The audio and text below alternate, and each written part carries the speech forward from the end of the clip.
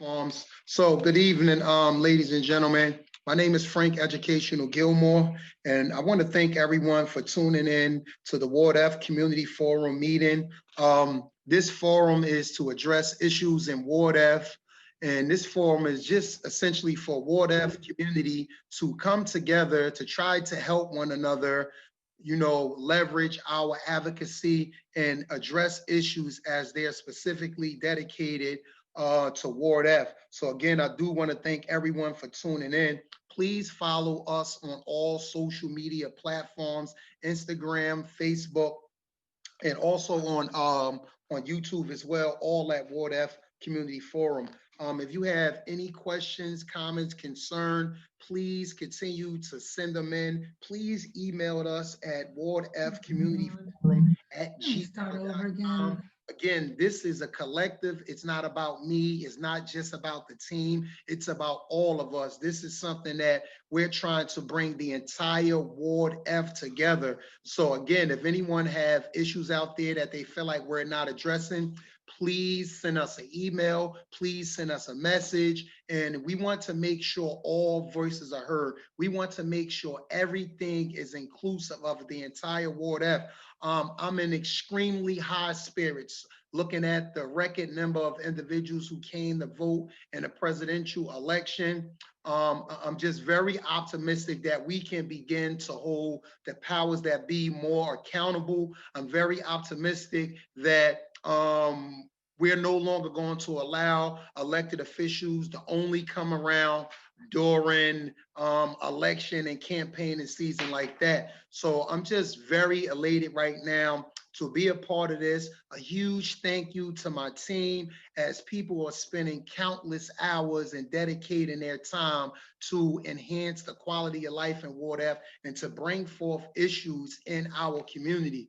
So without further ado, I'm going to announce Mr. Dan, and he's going to talk about Brother Kabili as we pay our tribute to this young man and his excellence for all the work he have done in our community. Mr. Wiley.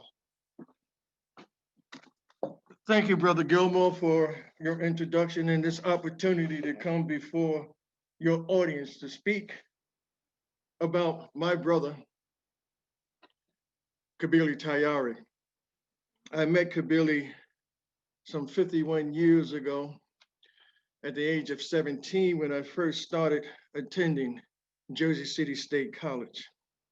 Together, we became members of the Black Freedom Society. That was the student organization on that campus.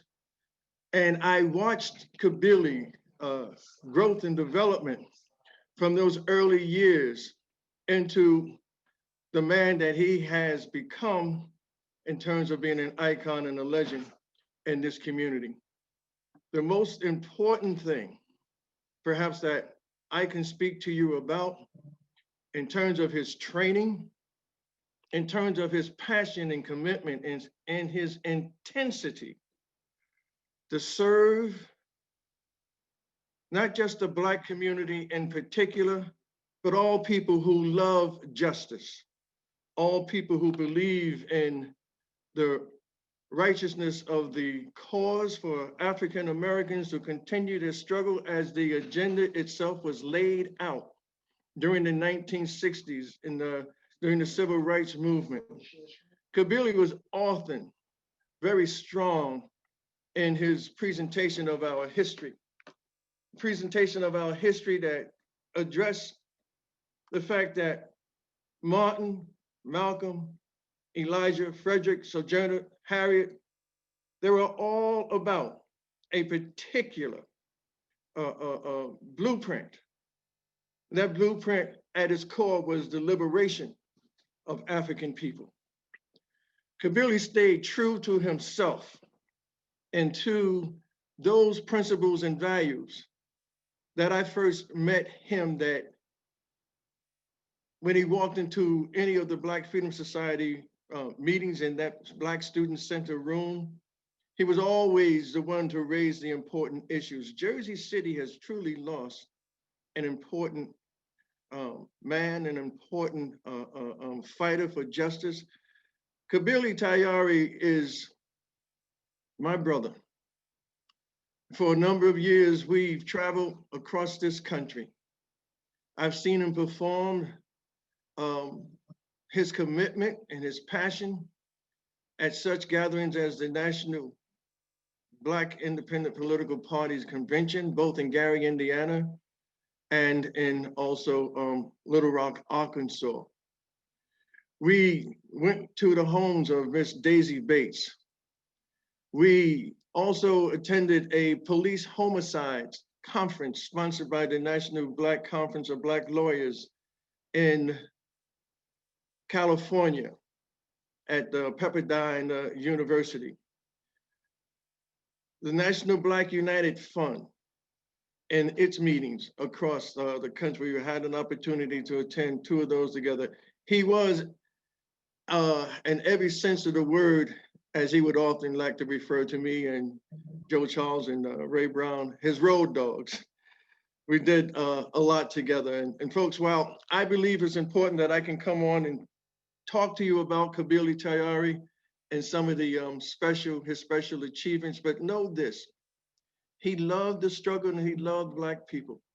He was always about trying to promote for us an agenda of unity, to uplift ourselves, to seek the type of empowerment that we deserve to have within not just local Jersey City government, but across this country. And it's so very important that you understand that his work was all about not just bringing us together, but bringing us together around an agenda of inclusion of all people that make up our community, of all levels of their lives. No one was better than another. Kabili understood that to the degree that Black elected officials themselves were divided and unable to come together around an agenda, to that same degree, the magnification of that division among us, among our leaders, would multiply itself many times over within our community.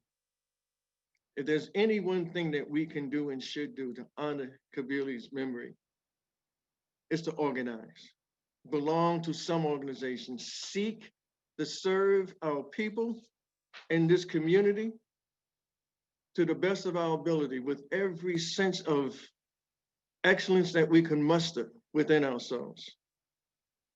I'm glad that Brother Gilmore is having this program this evening to focus on Kabili. I know that his legacy, his significance cannot be addressed inside of 5 minutes or 10 minutes. But I would encourage him to pull together a panel of individuals who can talk about Kabili, his contributions, his ideas, his beliefs, and how he wanted to see this community move forward. I think such a panel discussion should be held here in his office, or probably perhaps in a larger venue. But Kabili's passing through has to be more than just memorialized with a 10-minute segment on the Gilmore program. It's up to this community to believe that we can capture his essence over a period of time with some serious-minded discussion among folks who have been on the battlefield and who have known him across this country. Kabili's reputation was such. He was known not just across this country, but he had an international reputation as a freedom fighter as well. And so I'm going to miss him, as I know so many countless others will be missing him.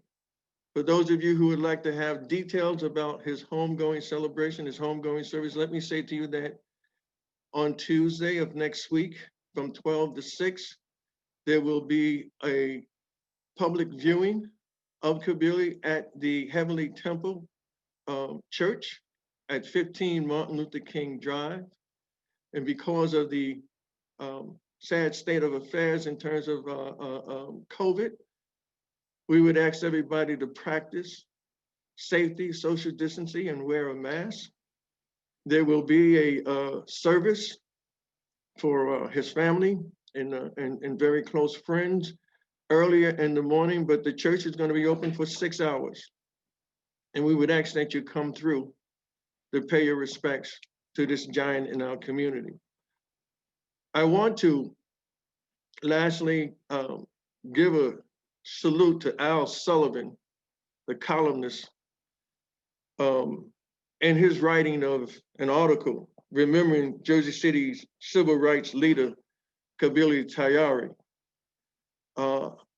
It's the best piece that I've read thus far with regards to Kabili's history of struggle in this city and the kinds of things that he wanted to encourage our children to be about in terms of knowing and understanding their history.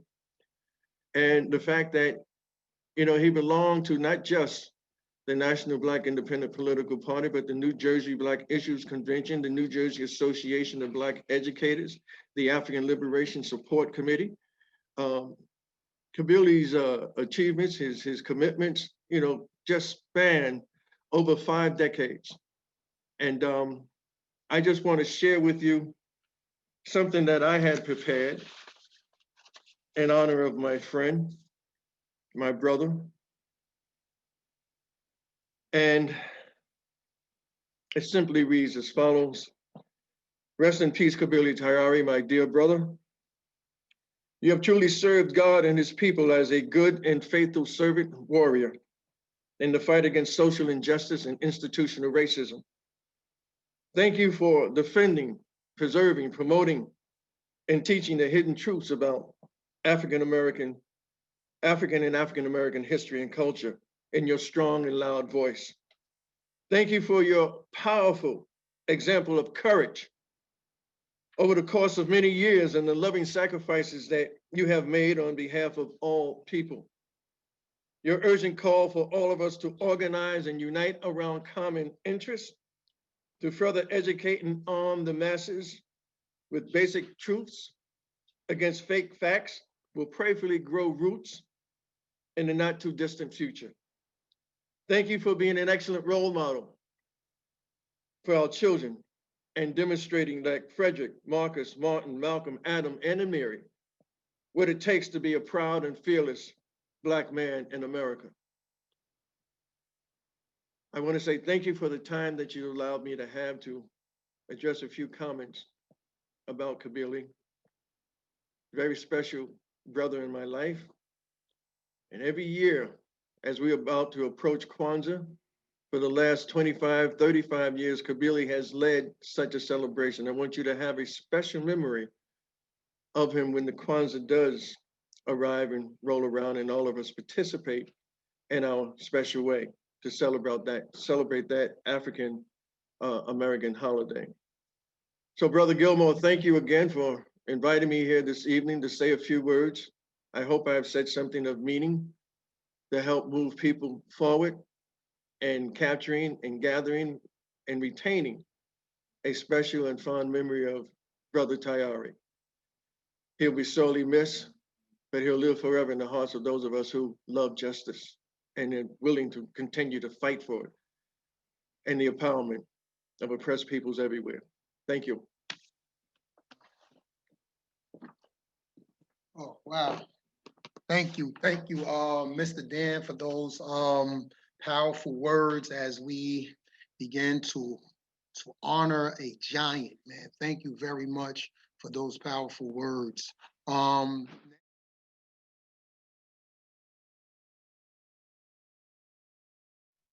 Okay, so I'm going to bring in Brother Tony Perkins to do public safety and give us some updates on public safety. Brother Tony. Peace, good people. Peace, good people. Good evening. My name is Tony Perkins, aka TP, and welcome to the Ward F Community Forum. Once again, I am excited to be here with you guys to inform some of you on some things you might already know, and most of you on some things that you don't know, which is the worst, not knowing.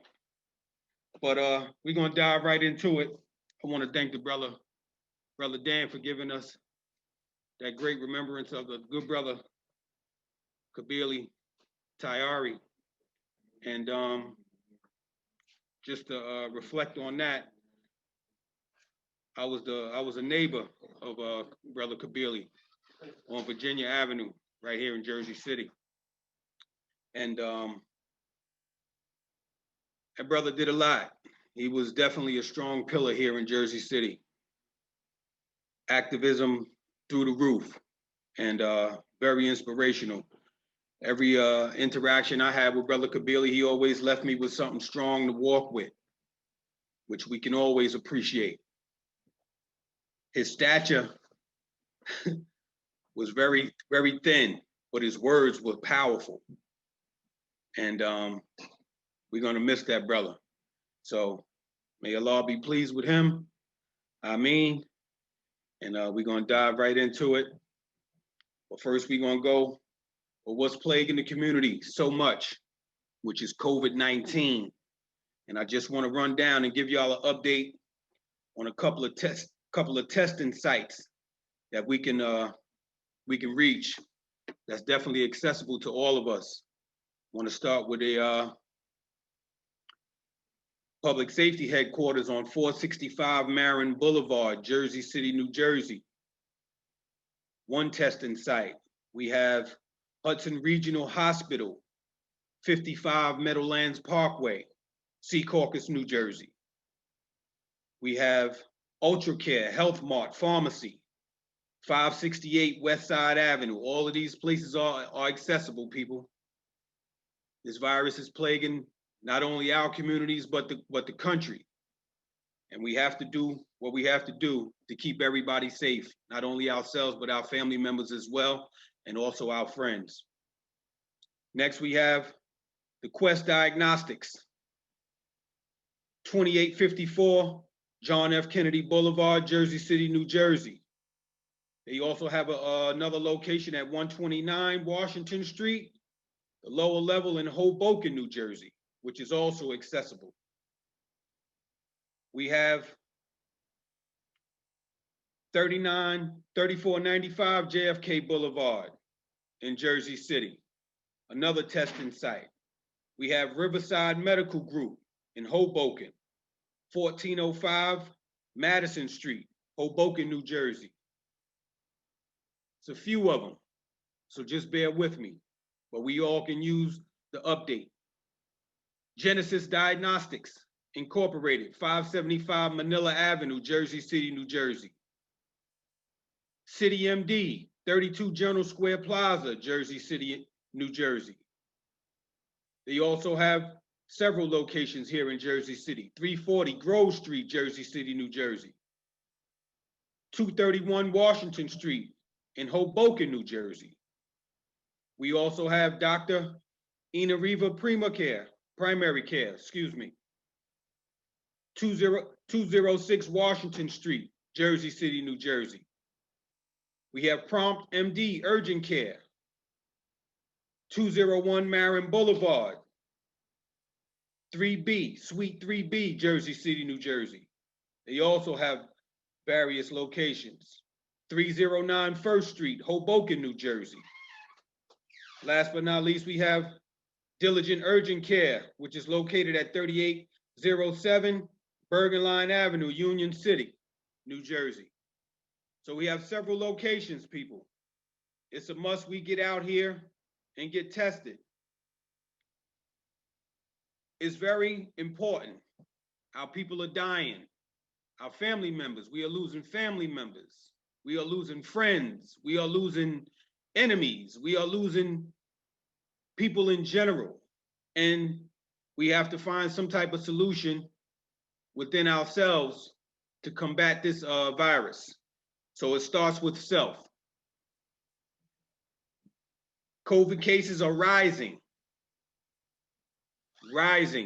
tremendously here in Jersey City. So what we are trying to push for is a hashtag #HealthierJC. And that's going to take everybody's participation. Social distance. Wear your mask. We have holidays coming up. I know people are anticipating Thanksgiving and having family over. I know this is traditional for a lot of us. But at this point, in this state and period in time, we can't do what we would normally do, having friends and family over for Thanksgiving. We have to practice our safety. We have to practice social distancing. It's unfortunate, but it must be done. Just going to give you guys a heads up on the numbers of COVID cases here in Jersey City. In the Greenville section, we have 2,368 COVID cases. It's a lot of people. It's a lot of people. In the Heights, Jersey City Heights, we have 1,633 people. In Journal Square alone, we have 1,594 people. It's disheartening just to read off these numbers, people. On West Side Avenue, 1,421. Downtown Jersey City, 1,382. Newport area, 159. The waterfront, 11. So it's a little scary. Actually, it's a lot scary because we all travel through all these areas. We live in these areas.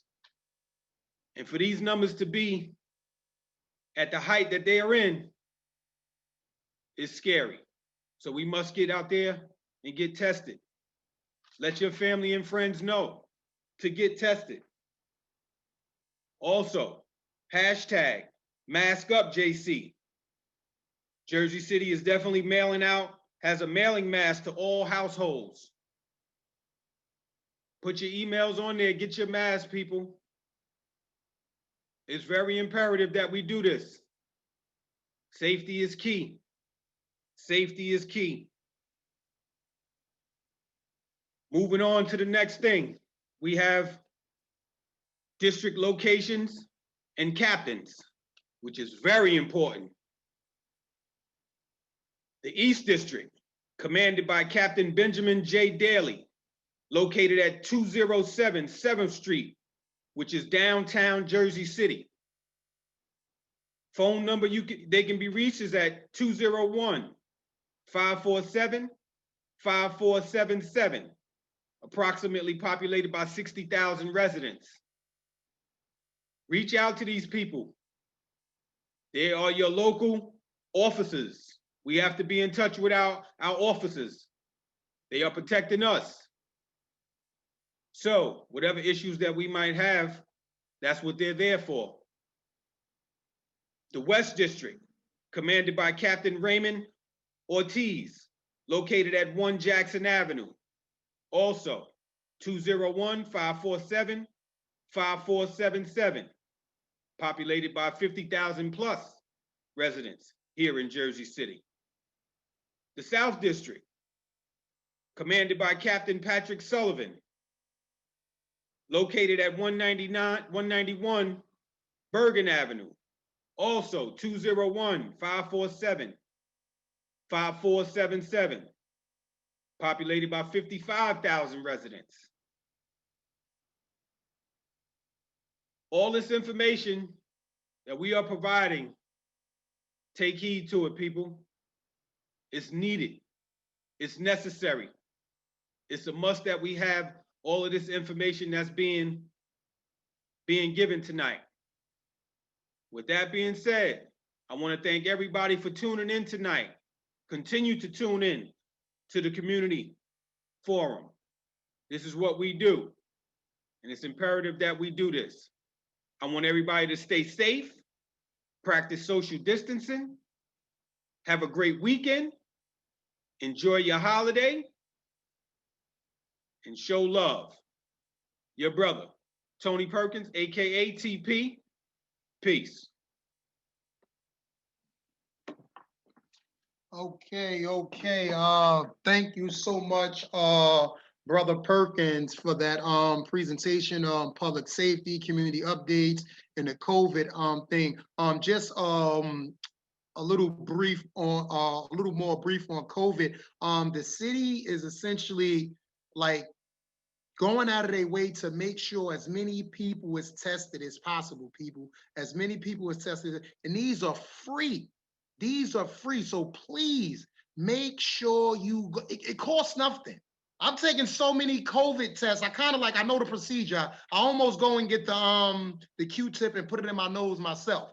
All right. We want to make sure that we are healthy and always practice good immune health. There's a lot of open sites, people. There's a lot of open sites out there doing these COVID tests. Please go take your COVID test, man. We know that some people are more susceptible to COVID-19 than others. So we must make sure we're looking out for our young people and our elderly people. So that means we have to get into these senior buildings, call auntie, call grandpa, call grandma, and make sure they are right. Make sure our kids, because you know our kids, they literally touch everything. And that's an understatement. You know, these kids, they just all over the place. You know, they're little jitterbugs. So we just have to make sure that we're doing our due diligence to make sure everyone is good. Now, without further ado, I'm going to ask Lindsay to come on.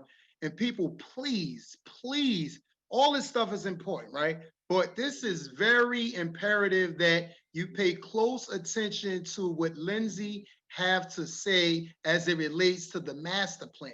Because I looked at the numbers, Jersey City. I looked at the numbers of participants so far. And when I tell you, it is very disturbing for us to have that low of a turnout. We got to get it together. We just have to get it together across the board.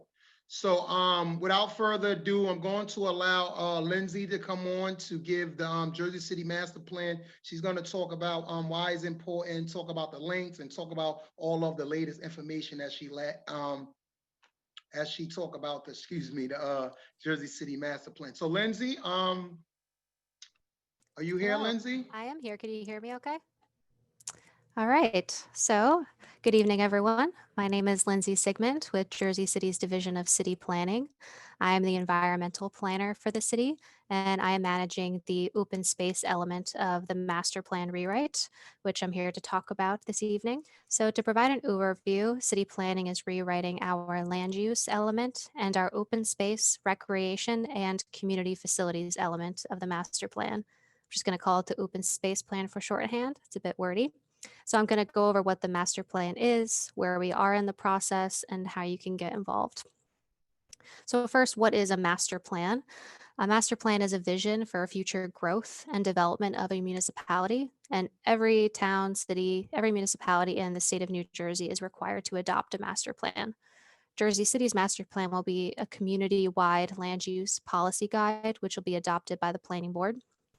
And this plan will serve as a vision for future development and growth for the next 20 years. So how will this be used in the future? So while the master plan doesn't include laws and mandates, it will inform those future decisions. So for example, if a change is proposed to a current zone, and for those of you who may not be as familiar with zoning, basically guides all development in the city. So basically what can be built where. So in the future, if we want to make a change to a zone, we'd be looking back to this document to justify that change as to what can be built there. And our last full master plan was adopted in 2000, so 20 years ago. Obviously, a lot has changed in Jersey City in terms of growth and development of the city's land. Why is it important? I started touching on this, but the city uses the master plan to identify priorities and policy direction for the next 20 years, to adopt new laws, to make decisions on spending, so where the city budget goes, and to guide decisions on development applications.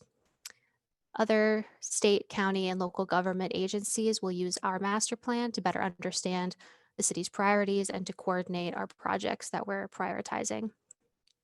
Businesses can use the master plan to understand where the city will be investing its resources in the future, and residents can use the master plan to hold their elected representatives accountable to this community-driven vision for the future of the city. So this is a timeline of the master plan process. This timeline is highlighting that our public survey closes tomorrow, which I will circle back to.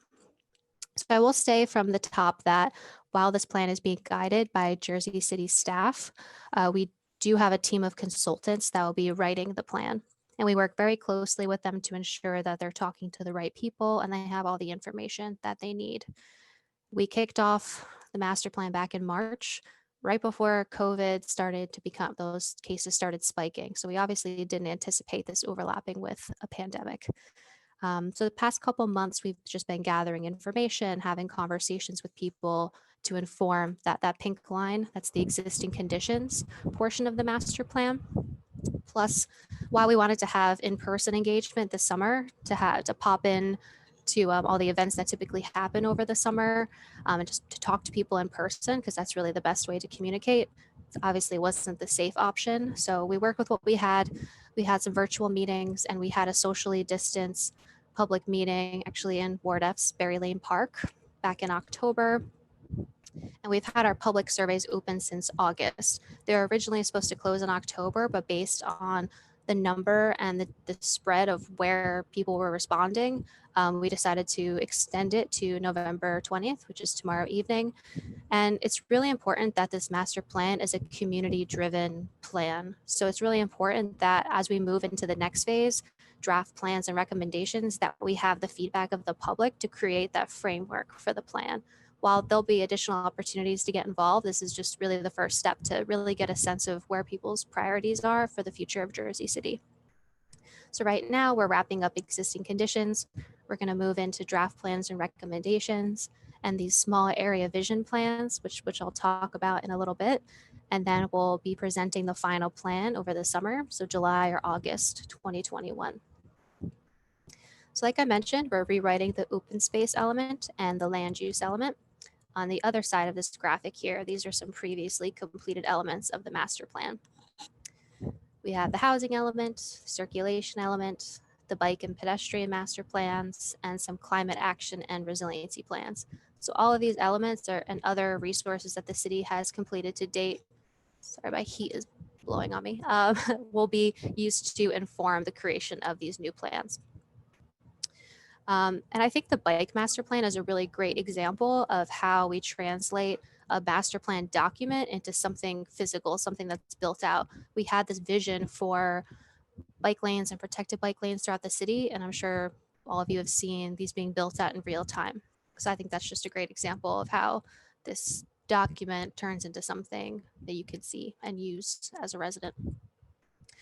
As this plan is written, evaluation of existing conditions for the city and subsequent recommendations will be evaluated through these four lenses: connectivity and mobility, economic opportunity, social equity, and climate resiliency. I mentioned that we're going to start working on the small area vision plans once the new year rolls around. So these plans will establish a vision for specific areas that will guide both private and public investment in said area. So we're selecting 3 areas for this master plan project. And these plans will be important for demonstrating how a larger citywide master plan can be implemented at a smaller scale. Sometimes it can be hard to imagine how this large land use and open space plan can be specified for your neighborhood. So this will be a great way to visualize that. And we can use these plans as a model for future small area plans. Because while we're just doing 3 right now, these will just provide framework for the future. The surveys are important for a number of reasons, but it's especially important for these small area vision plans because we're using your input to select these 3 areas. Rather than us setting the criteria for what's important, we're going to be using the survey responses to pick those 3 areas. So please take the surveys. Once I close my screen, I'm going to put the direct link to the surveys in the chat so you can all take it tonight or tomorrow because, like I said, it closes tomorrow evening. So once you follow the link, it's going to take you to this page. These are the 3 surveys: visioning, neighborhoods, and open space. neighborhoods, that's the one that's going to inform those small area vision plans. And the open space survey, I think visioning is pretty self-explanatory, but the open space survey will be asking about parks and open space that you use and what you want to see in parks and open space. Like, for example, is a park that you frequent and it needs more amenities, it needs upgrades, there needs to be more recreational programming, it's hard to access, things like that. So like I said, I'm going to be throwing that link in the chat, and the survey is closed tomorrow. So please take it. Please share it with your friends, families, neighbors. People are more likely to take a survey if someone they know personally is asking them to take it and highlighting the importance. And this last slide is just showing some important links. That first one is jcnj.org/ourjc. That's the general master plan site, which will take you to the surveys. It'll take you to more information on the master plan. We even have the recorded presentations from those first virtual meetings that you can watch or download the presentations if you want to read more. You could follow us on social media. We're on Instagram, Twitter, and Facebook at JC Master Plan. And if you want to get our emails, so staying up to date on next steps, you could send an email either to myself, feel free to share my contact information, the organizers of this meeting, or you can email ourjc@jcnj.org. That's the master plan general email. And that's all I have. I'm going to stop sharing my screen for a moment just so I could see everyone, but I could pull up any of these slides if anyone wants me to reference them. Okay. And that's all I have. I do have some questions just Great. like off the bat that's jumping out to me, because I'm privy to the numbers of the current participants. And when I look, at first I thought that I needed to hit update, or I thought that my device was some type of glitch, because when I looked at the numbers, I knew for sure, well, I thought for sure that those numbers cannot be indicative of the respondents that came out. So if you can, one, the first thing I want to ask is if you can give the latest update on the number of respondents in real time. So those numbers that you saw were based on October 13th. So since then, we've received over 1,000 new responses across the 3 surveys since October 13th. So that month, because we started looking at the numbers and where responses were coming from in the city, and recognizing that we're in the middle of a pandemic and people have a lot of other things that are priorities for them right now, which is totally understandable. We reached out to all the council members and their ward representatives to help, because they know their wards best, right? We can't be everywhere. We also partnered with the Jersey City Housing Authority to get paper surveys in multiple languages at all 8 of the public housing complexes in Jersey City. So we'll be collecting those next week. So those responses will be incorporated. We also distributed flyers and surveys with a number of Heights community groups. We distributed things at their Day of the Dead parade. We supplied surveys as part of their food pantry distribution. Councilwoman Ridley in Ward A helped us distribute flyers at their trunk or treat event. We've also done pop-ins like this, like I'm here today, Greenville. Yep. I won't go through all of it, but that's what helped boost the numbers. So Did I hear you say that you gave out hard copies to housing complex and that you're subsequently going to begin to pick those up tomorrow? Is that correct? yes. Oh, okay. So Well, that's, we're going to start picking them up early next week, giving people the full day, and they get a couple extra days over the weekend. so I'm going to play devil advocate here for just a brief while here. Seeing that this is extremely important, right? That we take these surveys, that the community's input is considered when we're talking about the future vision of the city, i.e. the master plan. Man, because I'm torn between people not being responsible in a manner in which they should be because of the numbers. And I'm also torn between the information not being disseminated, because in today's climate, right, we're so diverse as a group of people. We have a whole segment of population that don't get no news via social media, and then subsequently we have a whole part of the population that only get their news via social media. So I'm just wondering, because I'm looking at the numbers, right? Even with the 1,000 people that just came in, and let's say another 2,000 come from housing, 4,000. That push us to end or around almost 5,000. Last time I checked, Jersey City population was upwards of 300,000 or something.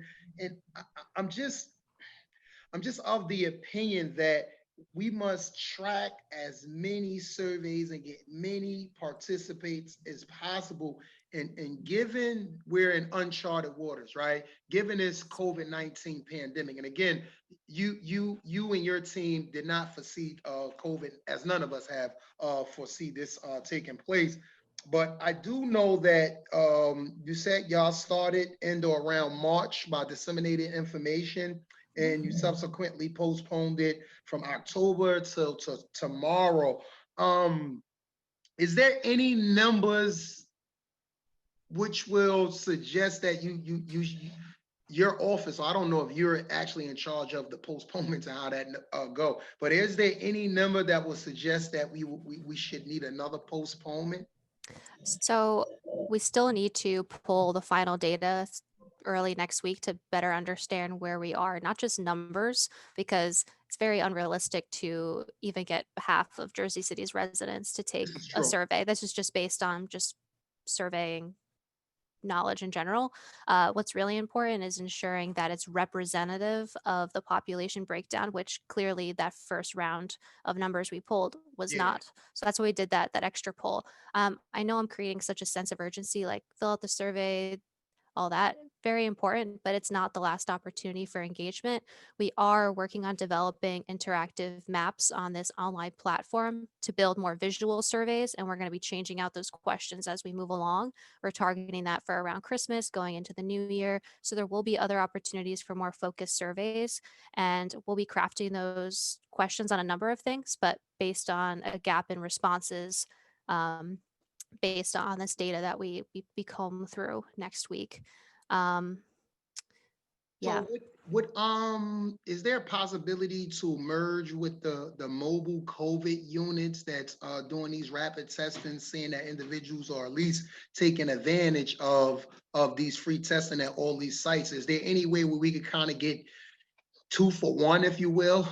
Yeah, I hear you. That was an idea, but unfortunately, as city employees, we are bound to what we're permitted to do by Health and Human Services.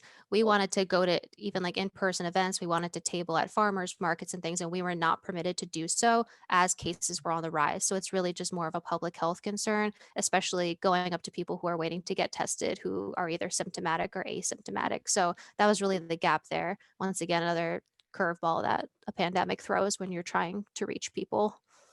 Yes, yes. Yeah. I guess I'll check and see if we have any questions in the chat or any questions online. I guess some people ask, are you using any focus groups? I guess this Mhm. this is pretty Yes. much just like self filling out of the surveys, correct? Yes. So we encourage individuals to fill it out. And we did create, I just put the link, direct link to the surveys in the chat, Okay, just because I said I was going to do that. If you could share that on the Facebook, if I don't know if you're definitely, able to do that, that'd be cool definitely. for those folks listening there.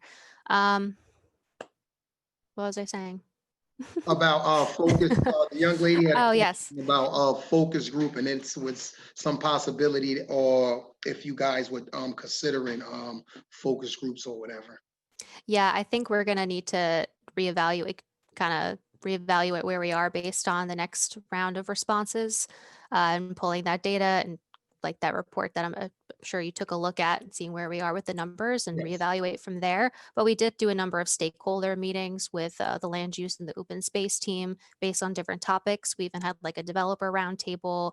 We had like a community facilities roundtable. We had an arts and culture roundtable, just based on recommendations from city council, like who are these players in Mhm. the community, not just city council, but other departments and divisions and people they work with through there. Also the SIDS, all the special improvement districts, Jackson Hill, Central Ave. They've been really helpful with suggestions, and just neighborhood leaders like yourself that we have contacts with. Just, can we come speak at your meetings? What can we do Yeah. with the limitations that we have? And we understand that it's not perfect, but we're trying and we're open to any suggestions as we move forward. Okay. So, there you have it. She's, currently there's, nothing as it relates to focus group, but again, they're in the process of working it out, trying to be as inclusive as possible. But again, people, I went and did it, right? And I got 5 of my kids disturbing me. I'm doing remote learning and everything, and literally took me 15. It's not that long, people. It is really not that long. At some point, we must become responsible for ourselves, people. We can point fingers all the time, but at some point we have to do our due diligence and become responsible at myself. So Lindsay, I do just want to thank you for coming on here, giving this presentation. I'll be in contact with you Great.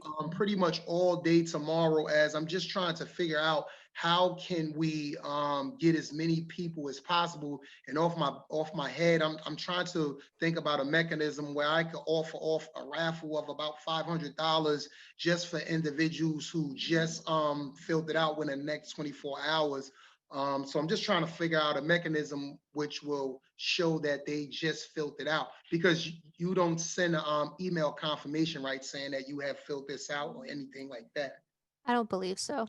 Yeah, because when I filled it out, it didn't. So I do, but I'm really hopeful that people will fill it out. I did get a lot of response and a lot of feedback. People was asking for the link. People were saying Great. thank you. People were saying that it was done. So I am grateful to that. But I'm just cognizant of one, the climate that we're living in with this COVID, and so many people, and rightfully so, like their minds are just focused on trying to survive in this climate. They're not thinking about, they're not even thinking, they're not thinking about elections. They're not thinking about surveys. They're just thinking about livelihood. How am I going to survive? How am I going to put food on the table?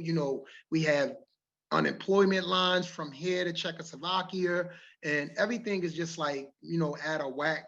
But I do, again, want to thank you for extending yourself to present to the Ward F Community Forum. And again, we'll be in contact with you through this whole process, as we want to make sure that all of our voices are being heard.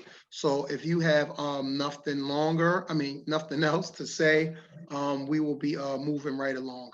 Okay, great. Just want to say thank you so much for having me and look forward to working with you in the future. Yes, I appreciate that. So I do want to talk a little bit about parking before we get out of here. Just to let you know, parking zones. Currently, there are about 14 or so different parking zones within Jersey City, mostly in shopping district, business corridors, and learning institution. Of course, different zones bring about different rules. So we see, just going to give some brief examples. We see the learning institutions, right? We know and understand that we cannot park by almost nowhere where NJCU is, to the left, to the right, because that area is designated for residents only parking. And if you go to General Square or anywhere downtown, you'll notice you have to feed the meters, and you can only subsequently be in that area for a designated period of time, because the parking zones for that area they're very strict and they're very costly. They're very strict and they're very costly. So we need to just make sure that we're paying attention to that as it relates to what we should be doing when we are parking. So some people, let me go here. Okay, some people have been asking me, right? Hey coach, do you think it's possible if we can get zone parking or residential parking permits in this area? And I just want to basically just list the different type of parking zones, one, which I briefly talked about, and two, the pros and cons to each of this stuff, because just like there's benefits, there are setbacks. And again, all of this stuff, people, is on the city's parking website. Again, it's about doing our due diligence, going to see what are the ordinance as it relates to park. We all have problem with parking in Jersey City, right? Everyone always talking about parking. Now, we just heard Lindsay talk about the future of developments that's slated to go up in the community because of the master plan. That's pretty much going to dictate what type of development is going up, when it's going to go up, the proximity to each other development that's going up. So that's why it's very important for us to fill that out, because if we're constantly crying about parking, right, and we don't fill out the survey and complain about parking, then our complaints are falling on dead ears. All right. I always say I don't have a problem with people holding me accountable as far as it relates to disseminating information, but you have to hold yourself accountable by doing what you need to do. I cannot overemphasize that enough. We must do what we need to do.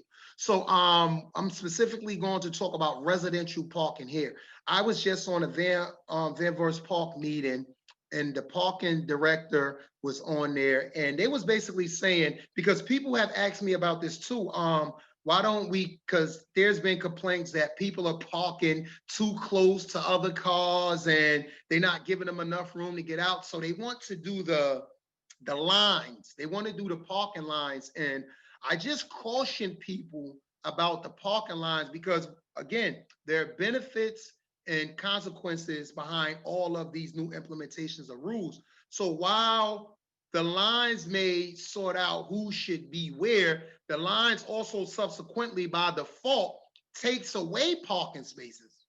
Yep, I said it. The lines takes away parking spaces because the little wiggle room that you are allowed to get, when they mark the street, that's no longer going to occur. You're not going to be eligible to get that little wiggle room. But let's get into residential parking zones. Are they beneficial? So I just have some pros and some cons here. I'll tell you one thing, people. One of the pros that I really love, right, is that the potential to always have parking and no long walks. I vividly recall before I purchased my house, I used to live in or around Claremont, and parking right there was pretty much unconstitutional. I remember my wife would have to park all the way on Garfield and then walk up. Sometimes when she come home at night, I would have to go and meet her down there or go and park the car, then walk 2 blocks over. So that is a benefit that we can potentially always have available spaces. There's really no long walks because you wouldn't necessarily have to park outside of your residential area. It also brings about a sense of community. It feels good when everybody know whose car is who. So if someone tried to break in or doing something they ain't supposed to be doing or seen in that car, we know, hey, that's Miss such and such car, or that's Mr. So-and-so car. And we know that individual is not supposed to be in there. So it does bring about a sense of community. It also brings about better surveillance, right? Because if we parking right where we live at, we're going to have extra set of eyes on our vehicles. I know for me, I have 8 cameras on my house, so I'm able to see almost every car 20 feet either way. So it is an extra sense of security and better surveillance. I will say that. But again, there are some setbacks. People, I'm going to get to the process a little later, but this is not just as easy as, oh, we should have residential parking zones, so let's do it. It's not that easy. There's a process, right? And it's pretty much a rigorous process. Another thing, all cars must be registered. So what does that mean? That means it's going to be fees associated with those vehicles that's going to be registered and eligible to park there. Again, part of that process, you must be a resident of that area, i.e. you must provide proof that you are in fact a resident of that area. It also brings about hardships on family and friends because with this zone parking, only certain people can park there. And again, I'm an individual, right, that have multiple vehicles. I'm an individual that, and I know a lot of people have multiple vehicles. So it kind of deters you from having multiple vehicles because on top of paying insurance and registration and the maintenance and upkeeping on your car, boom, you got another fee to pay for each vehicle. And I would imagine at some point they would even begin to put some type of limitations on a family of people.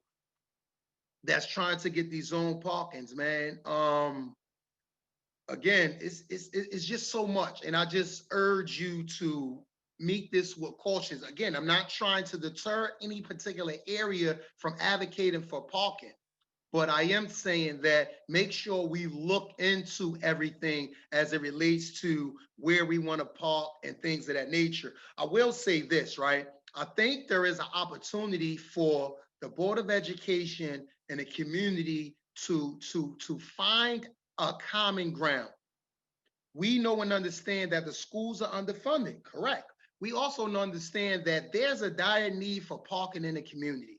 I love the fact that Mr. Walker made the executive decision, along with the powers that be, to allow individuals to park during COVID when schools were no longer being occupied, to let the residents park there, right? So that same type of concept, right? Only this time we will charge a nominal fee for those individuals who park inside the school, thus raising revenue for the schools and bringing about relief and comfort for residents in the community, right? And the rules can be as simple. All right, your car must be off school grounds before, I don't know, school open up at 8 o'clock, so before 7 or 7:30. Your car have to be moved or would be towed. I would imagine that the school district will be able to raise a great deal of revenue from that situation right there.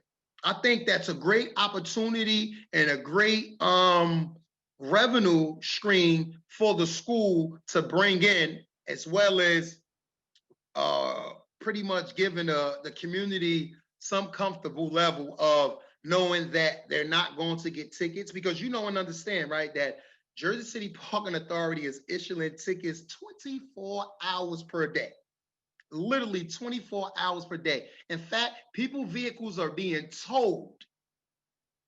As one of my friends' vehicle got towed because he parked by a hydrant because he couldn't find nowhere to park. So I just think that this is a match made in heaven, and it's something that we should continue to explore, right?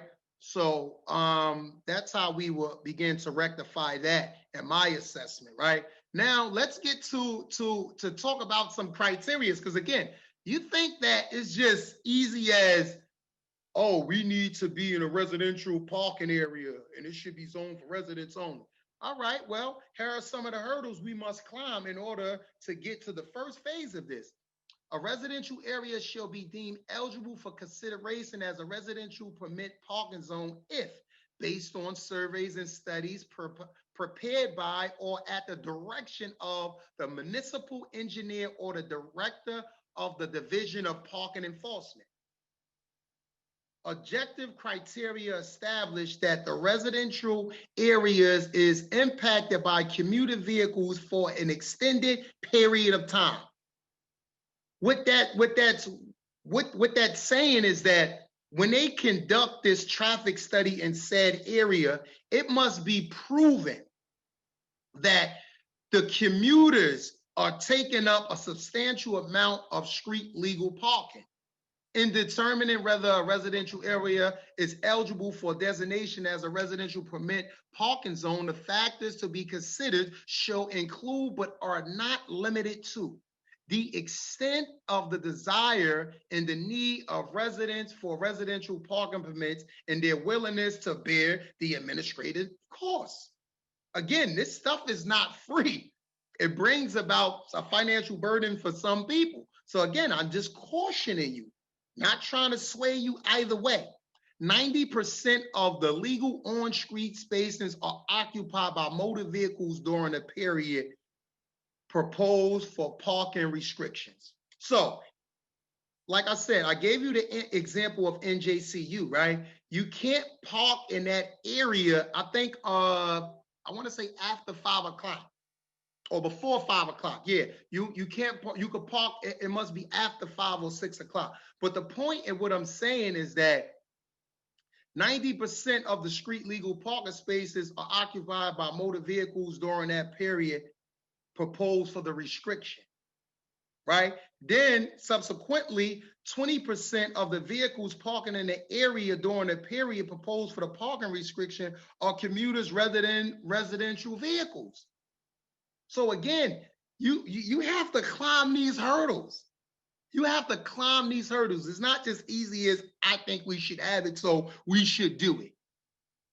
The extent to which motor vehicles registered to persons residing in a residential area cannot be accommodated by the number of available street parking spaces. So these are just some hurdles that we have to climb. Again, I think the onus is on the city. The onus is on the Board of Ed. The onus is on the community. This is a collective problem that's going to take a collective solution. I just offered one solution. I know there are a plethora of other solutions out there. And parking, people, trust me, I'm fortunate now that parking is not an issue for me at all. And this has only been in the last, year, 18 months, because of where I moved to. But before that, man, parking was like a science project. Parking was really like a science project. So I just want to make sure that we're continuing to work with all of the powers that be. So one, the community can get some relief to this parking. And again, go on the parking website. The Department of the Parking Authority. If you go on a website, Jersey City Parking, you will see all of this information disseminated. You just have to look it up. You just have to look it up. And it's going to be a fight, people, because with the way that these new developments are going up and the required regulation, I think parking is like 0.25. So they don't have to do a parking per dwelling. And like me, I know I'm an individual that have multiple vehicles, right? So these developments are going up. You might have 100 units and only 25 parking spaces because that's all the ordinance requires. So there you have it. That's my take on parking. But again, do your due diligence, people. Do your due diligence to make sure that you're doing everything you can to make sure you're advocating for yourself and the community. Do we have any questions? Let me see if I can look in the chat, see if we have any questions. My tech person is telling me that there is no questions. So that is good. I do want to thank everyone for tuning in to this Ward F Community Forum. Again, people, please inbox us, email us, as we are fighting together. This is not about Coach Wu. This is not about the Ward F Community Forum people. This is essentially about all of the people in Ward F as we begin to advocate for one another. Again, I want to thank everyone for tuning in. I want to thank everyone for sharing and continue to, be great on purpose and be involved. You are the solution to your problems. On that note, your brother Educational Gilmore, and I'm gone. Be great on purpose, people. And thank everyone again for tuning in.